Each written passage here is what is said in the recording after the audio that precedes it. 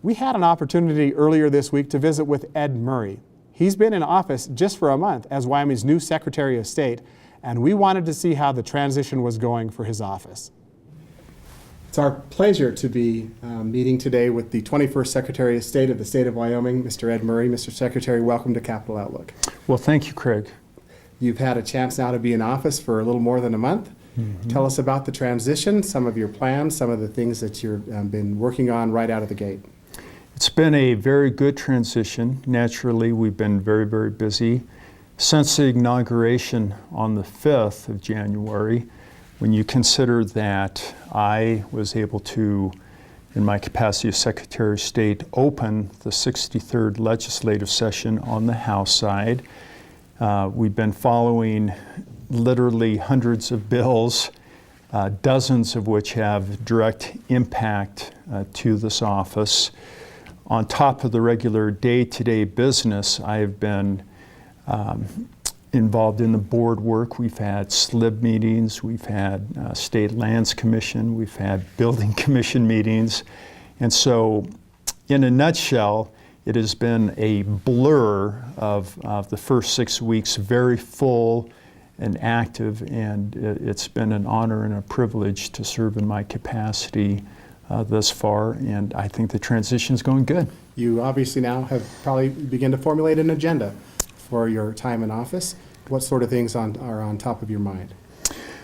Insofar as the agenda, I have announced what is called a 100-day plan to formulate specifics with respect to the agenda. I thought in my capacity coming on board and with my business background, it would be important to assess and really get a hold of the capacity, if you will, of this office and a thorough understanding of the different divisions and what we do and then where I want to go.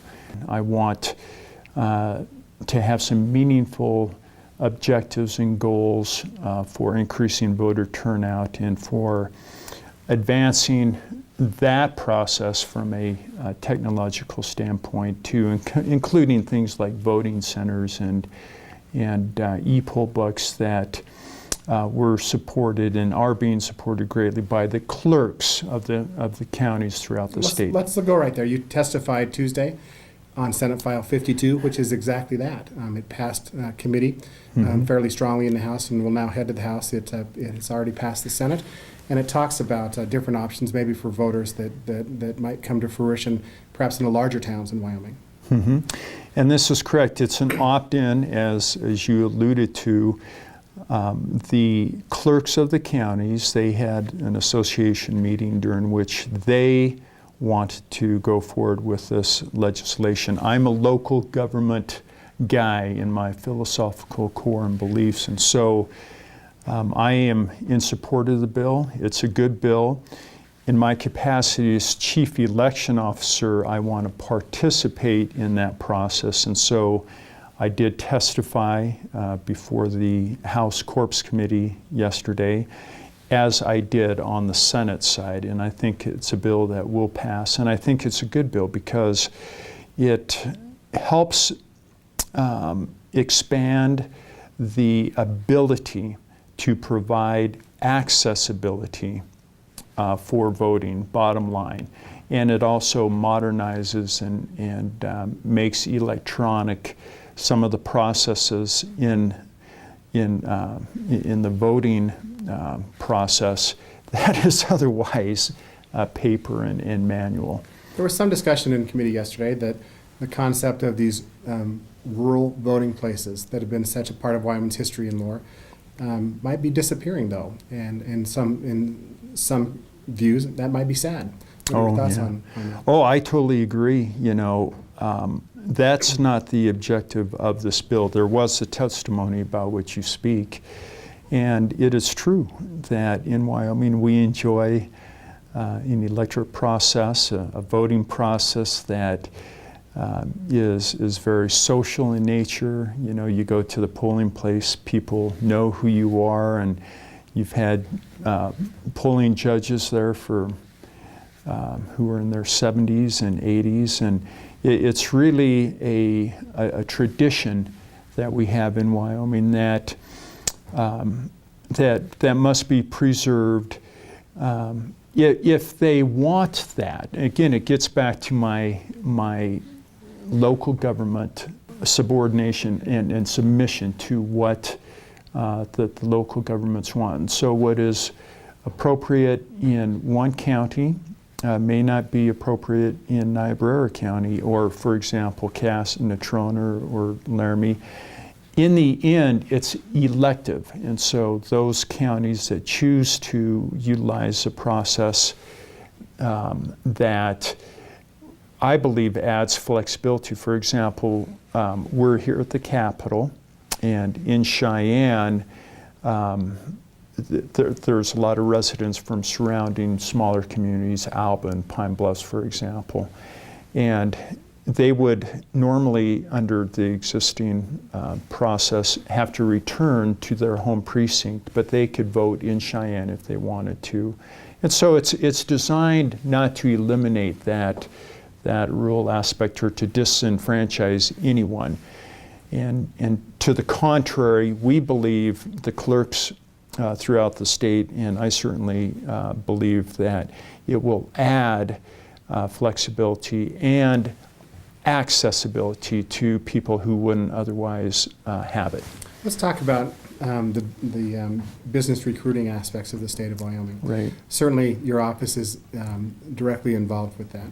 What are the barriers that you're starting to see, perhaps maybe that you didn't recognize, on why businesses may look at Wyoming, small businesses in particular, and may decide to go elsewhere? Well, let's talk, you know, I'm a businessman, first and foremost, and ultimately the bottom line, in my opinion, Craig, has to do with this layer upon layer upon layer of bureaucratic red tape, which really does stifle business. In Wyoming, we are no different than any other state with these layers of bureaucracy. What is affecting Wyoming, certainly depending on the business sector. For example, in the energy business, you know, these overwhelming federal mandates coming down from EPA that affect our mineral industry, the mandates having to do with air, surface, and water. These are major obstacles, major challenges that we are challenged with. And so we have to continue to fight those on a more local basis, even the state. You just returned from the National Association of Secretary of State's Winter Conference in Washington, D.C. Yeah. What did you learn about your contemporaries from other parts of the country?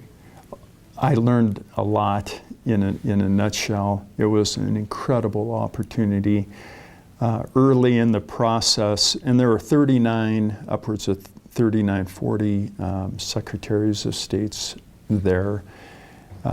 Every secretary of state from every state, the breadth and depth of the duties and responsibilities, while similar in some respects, it's much different. And so it's an opportunity, whether talking about election initiatives or business service or business recruitment, things of this nature. It's an opportunity to gather information which I can bring home and incorporate in our discernment of how we do things or how we might be able to improve.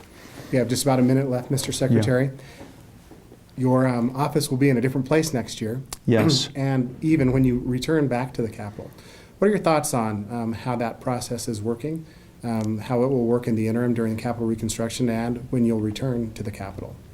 I'm fully supportive of the need and the decision to go forward with the capital restoration and renovation. This house must be protected for the people.